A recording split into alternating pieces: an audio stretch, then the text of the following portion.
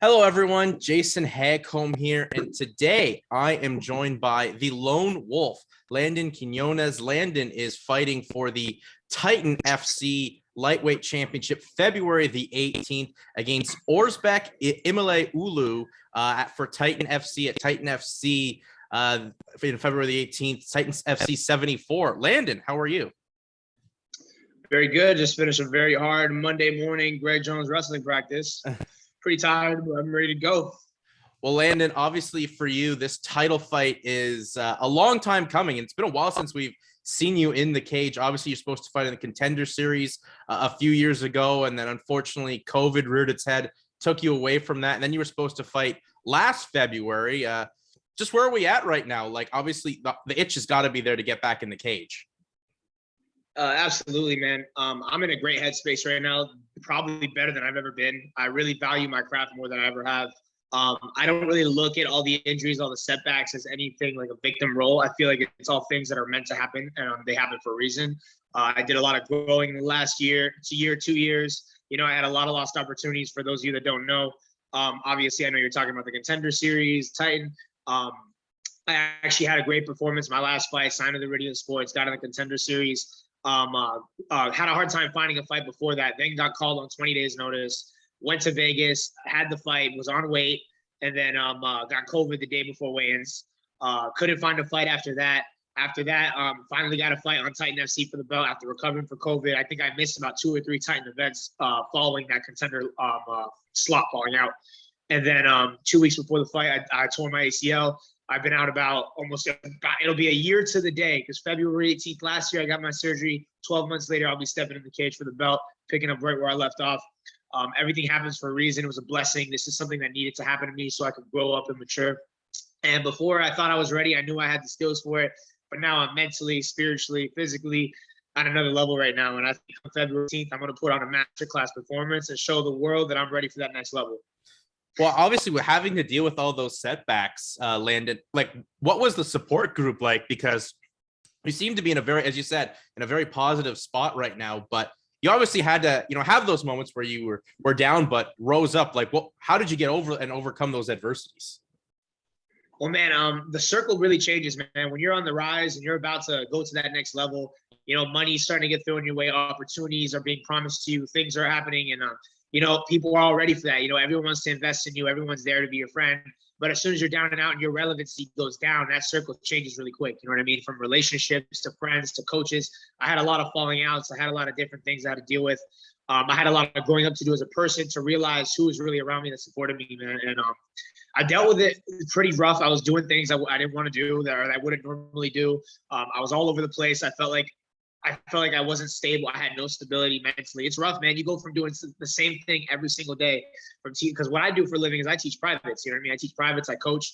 I go from coaching and doing all this stuff every day, fighting every day, training every day. My whole schedule is based around this whole world that I'm in. And then all of a sudden it's taken from you. It's very hard on the mind and very hard on the spirit, man. It was very, very challenging, but I dealt with it by just staying in the game, coaching my fighters. Once I was able to get moving, I started teaching privates again, having them do shadow boxing, having them calling people to partner up with each other. I started cornering fights. I was able to travel to New York to go corner one of my fighters, Miranda, over there, and also California. I went to Dominican Republic to corner not the current. He just vacated the belt because he got called up for the Challenger Series. Delano Taylor. I went to go corner him in Dominican Republic. I stayed in the game, man. So luckily I didn't stray too much. And by the time it was time to come back, I was ready. So now I'm here, and I'm just excited to do the damn thing. Well, just before we move on to obviously the exciting stuff in your career right now, having a title fight, you said you tore your ACL. How did you tear the ACL? Because I didn't know about that, but thanks for being honest about sharing that. Yeah, it was tough, man. I was actually 2 weeks before the fight. I was in good shape. I was ready to go, best shape of my life, but I was definitely overtrained. I was training with my buddy Lucas Rosa, Charles Rosa's brother. Yeah. And I don't know why my dumb ass decided that it was good to train leg locks. I'm really big on training the pieces that are uncomfortable, but I was so close to a fight. It's just not something I should have been working on. And I honestly did it to myself. He had my foot isolated in a leg reap position. I separated his feet, so he really didn't have a turn on my knee, but my foot was still isolated under his armpit. So what happened was I wanted to maintain my top position. I was standing over him. So instead of just turning my knee out and pulling away, my ego was like, oh, I got to stay on top of this guy. And I leaned forward and my knee just popped, like exploded, like like a pop you heard across the whole gym. It was loud as hell. It was scary. At first, I didn't really feel like anything happened to me. At first, because what happens is when you tear a ligament, the inflammation holds everything together. So I got up, I started shadow boxing. Because it hurt for like 10, 15 minutes. And then after a while, the pain went away. And I started moving around. I was shadow boxing. I'm like, yeah, I'm fighting, I'm good. And then the next day, my knee started to have a forced bend. And I couldn't really like straighten my leg. It was horrible. Like the swelling was ridiculous. And I knew something was seriously wrong, but I'm like, you know what? With some therapy, some work, I can still fight. That same night, I went to go drill with my buddy. I was giving him some wall drills, you know what I mean? Because obviously I coach guys too. And I was helping out a buddy of mine. I leaned forward off my foot and posted, and my knee popped again. Oh. So that was the moment I knew, like, oh, we're going to have a real hard time. Got my MRI. They told me I had a full tear. When they went in to do the surgery, I also had a full meniscus tear, medial meniscus tear. So we got a double repair, and now we're here. Well, now you're repaired and ready to go. As we said at the top here, you're fighting for the Titan FC lightweight title, which we were supposed to fight for last year, but then obviously the ACL kind of interfered with that. Just how excited are you to get back on these Titan cards? Because Titan's been your home base promotion, Landon, and obviously they've kind of exploded with shows on Fight Pass, kind of venturing out as well too to show some shows in the Dominican Republic. And now you're going to be on there to set the tone February 18th for their first show of 2022. Absolutely, man. I'm super stoked. I fought with Titan my whole career. Shout out to Lex McMahon for always giving me great opportunities. I've been here, you know what I mean? I feel like I've been the man on Titan. I've been here my whole career. There's a lot of hype around these new people, man. And I just got to remind the world what's up, man. Let them know who the boss is, man. Let them know who the best lightweight in Florida is. Let them know who one of the best lightweights in the world is. And that's me. And I'm stoked, man. I love Titan. Titan's a great show, great exposure. One of the highest viewed shows on Fight Pass, great production. And the most beautiful part of it is I get to fight at home. Last time I fought, I didn't fight with fans. The last time I fought with fans was in Dominican Republic 2 years ago. And right. then not only did I fight with fans, I didn't fight in front of my home fans. So one of the greatest things that I get to do is I get to fight in front of my home people, and I plan to blow the roof off that place. I'm representing all of South Florida. I'm representing all the kids that came up poor in this area. I'm representing all the kids that want to make something of themselves, and I can't wait to go out there and show the world what's up. Well, how big has it been to be a part of Titan? Because as you kind of touched on there, South Florida is a big, obviously kind of the base where they are, but getting fighters from that area to really get them some shine has been pretty much the goal of Titan as well. And I think, that's got to be exciting for you to be the, one of the leading figures and, hopefully advance your career coming from the Titan FC promotion. Yeah, of course. Well, a lot of great fighters that come out of Titan. You get Jessica Clark, Anthony Rumble Johnson, Bilal Muhammad, who's the champ for Titan, Jason Jackson, who now fights in Bellator, my teammate. A lot of great fighters that come out of Titan FC, and to just lead the charge right now and be the guy that's pretty much next up, I feel it's a blessing, and I feel very grateful to be in the position that I am.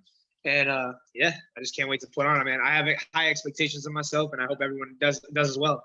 Pressure's a privilege, and I'm blessed to be in this position. I've seen on your social media you are pumping for tickets being on sale and to come out, because as you said, you hadn't fought with fans your last time fighting in Florida, so that had to be a huge bummer, and now excited to get back. And what was that experience like fighting also without fans? Because I've called a few MMA shows without fans, and it's just the most oddest thing ever. I can't imagine fighting. Oh, yeah, it's super weird. It's very eerie. I mean, at the end of the day, the way I look at fighting, I look at a fight is the same thing, whether you're in front of nobody or whether you're in front of millions of people. It's all the same thing. It's just a matter of tuning out the noise, tuning out the distractions, tuning out the chaos, and focusing on the task at hand. But I am someone who gets super hyped up. I'm someone that likes to get pumped up. I'm someone that really feeds off the energy of the crowd. I can perform well either way, but I feel like it's going to be amazing to have to be able to feel that crowd, man. There's something about a crowd, an angry, rowdy crowd talking about take his fucking head off and like screaming all this crazy shit and the hectic, the chaos. I feel like I thrive in that, and I thrive under pressure, and I feel like I rise to the occasion. I feel like I fight better than I train. So I can't wait to fight with fans once again, And with this fight, you're fighting Orzbek Imal Ulu, who is a fighter from Kyrgyzstan, normally a welterweight, but making the trip down to 155. What do you know about your opponent heading into this fight here, Landon? Well, to be honest, I know he's a 55, right? Look at his fights. He says he's coming. I see he's coming from welterweight. Those guys weren't cutting weight. You know what I mean? I know he's a 55er. He's my size. He's kind of a jack of all trades, master of none. I've said this in other interviews.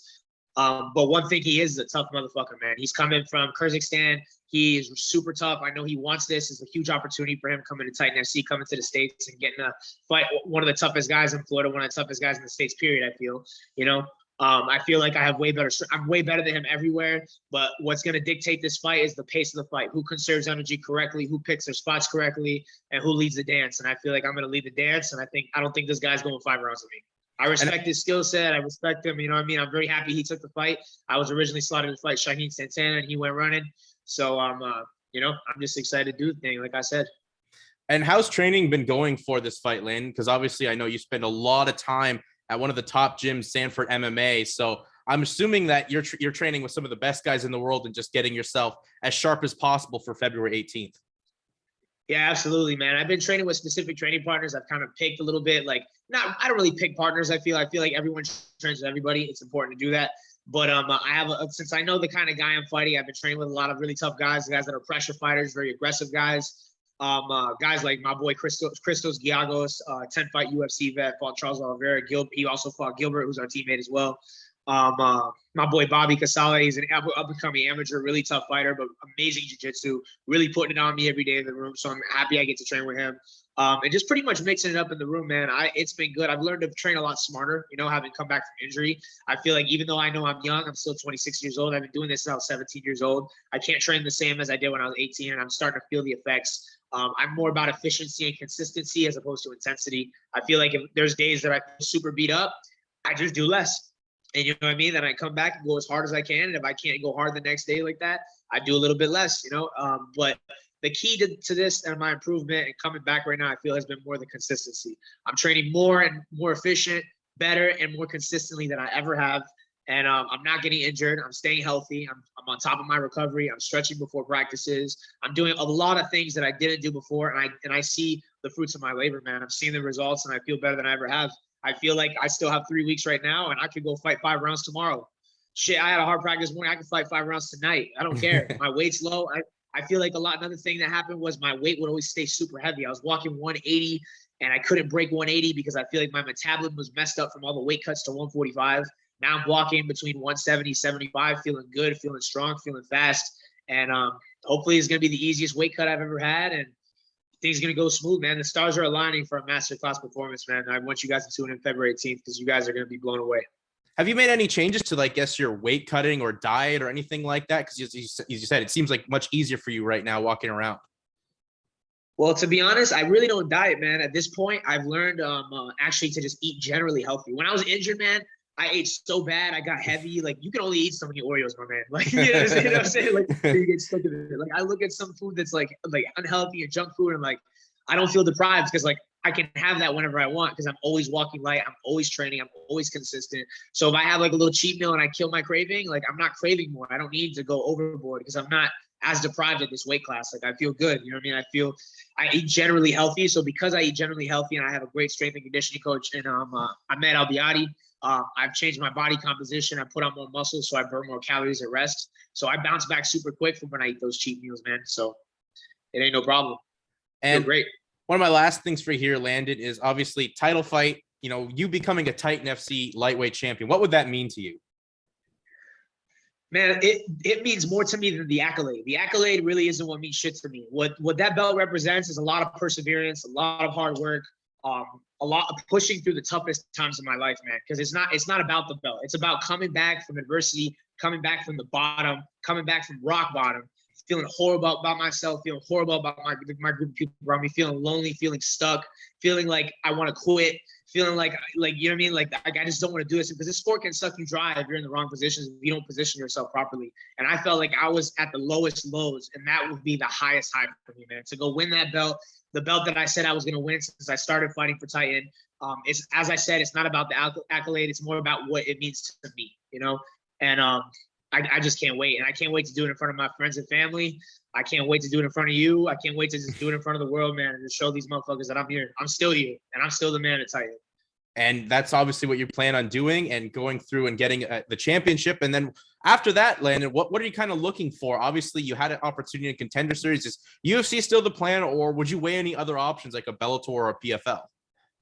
Well, hey, man, as a professional fighter who does this as his career and does this for money, I'm down. I want to be in the UFC. You know what I mean? I didn't start this career to be like, oh, I want to be the Bellator champ. I want to be the PFL champ. Obviously, money's good. I'll go wherever money takes me.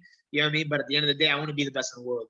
And I don't know what happens next. You know what I mean? Everyone's always like false promises. Oh, you're going to get signed here. You're going to get signed here. Oh, we can get you here. Everything's an if until things are done.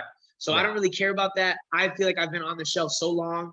I want to stay in the gym. I want to get this fight out of the way. I want to take this kid out. I'm obviously focused on the task at hand. I'm not looking past this guy. I'm definitely looking through him, you know? I want to beat this guy. I want to get my belt. I want to win fights. And I just want to book something as soon as I can, man. I want to get back in the gym, and I just want to be ready for the next opportunity, whether it's the UFC short notice call, whether they sign me to a multi-fight deal, because I feel this is like a contender level fight anyway. Yeah. Whether they get me on they're booking contender series in March. So if they book me in March to fight later this year, I don't mind that either. I'm just ready for the next task, man. I just want to get moving. I want to stay active. I want to stay on my shit. And I'm just going to be ready for opportunities. Fighters fight, and I'm here. And exactly that. Fighters fight, Landon. Well, Landon, it was a pleasure chatting with you here. Best of luck February the 18th against Orzbek Imale Ulu for the Titan FC Lightweight Championship. Before I let you go, Landon, plug yourself out there on social media, because obviously you're trying to sell some tickets to this fight coming up on February 18th. So get the word out there for the Lone Wolf. Yes, sir. February 18th at Intercontinental Hotel in Miami. Purchase your tickets. My Instagram is at Lone Wolf _145. I want to give a shout out to my sponsors, Jesse Davidson Law, Hemp EMU, Guardian Security, my team, Sanford MMA, ATT Wolfpack, my head coach, Roger Crawl, my boxing coach, George, my training partners. And pretty much that's it, my man. You ticket links are in my bio if you give me a follow. And let's blow the roof off this shit, man. I'm ready to go.